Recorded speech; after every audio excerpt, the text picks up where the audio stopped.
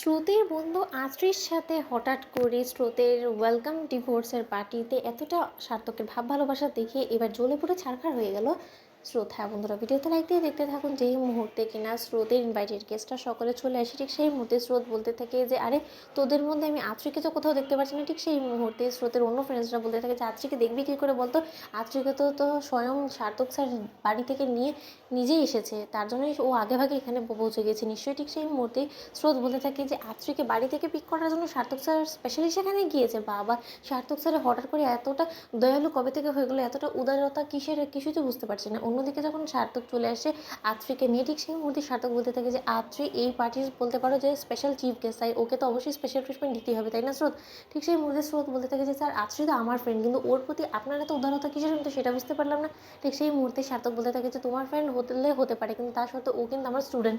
আর স্টুডেন্টকে একজন টিচারের যদি ভালো লেগে থাকে তাহলে ওকে আলাদা যদি স্পেশাল ট্রিটমেন্ট আমি দিইও, আমার মনে হয় না যে আমি কোনো রকম কোনো অন্যায় করছি। আর সেই কৈফিয়তই বা আমি কেন তোমাকে দিতে যাবো বলো তো?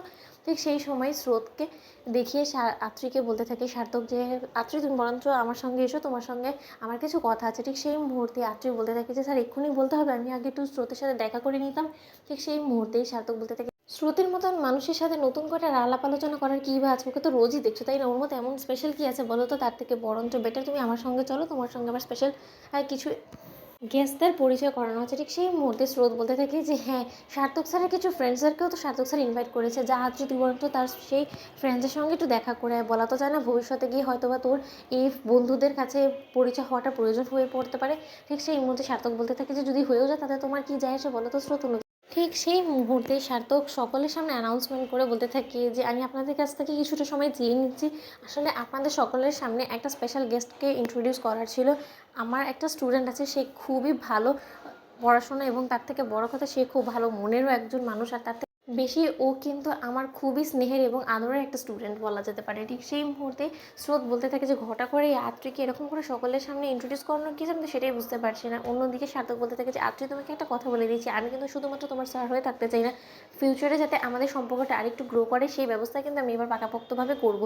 ঠিক সেই মুহূর্তে আত্রি বলতে থাকে যে হ্যাঁ স্যার শিওর। ঠিক সেই মুহূর্তে স্রোত বলতে থাকে যে আত্রিও সার্থক স্যারের হাতে হ্যাঁ মেলাচ্ছে, ওদের আসলে সম্পর্কের সমীকরণটা ঠিক কী সেটা আমি বুঝতে পারছি না। এত হঠাৎ করে আত্রির সার্থক স্যারের প্রতি এতটা দরদ কেন উতলে পড়ছে, আর তার থেকে বড় কথা সার্থক স্যারই বা কেন আত্রিকে এতটা চোখে হারাচ্ছে, আর ভবিষ্যতে গিয়ে ওদের সম্পর্কটা ঠিক কত দূরই বা গড়াবে, কিছুই তো আমি বুঝতে পারছি না। বিষয়টাকে তো একটু খুঁটিয়ে দেখতে হয়। অন্যদিকে স্রোতের অন্য ফ্রেন্ডরা স্রোতকে বলতে থাকে যে স্রোত কী সব হচ্ছে বলতো, দুম করে তোদের সম্পর্কে মাঝখানে আত্রি কোথা থেকে ঢুকে এলো বলতো? তুই কি কোনো কিছু দেখেও না দেখার ভান করার চেষ্টা করছিস নাকি, আমি বুঝতে পারছি না। আত্রিকে যা গিয়ে থামা। তো বন্ধুরা, লাইক কমেন্ট শেয়ার করে সাবস্ক্রাইব করতে ভুলো না।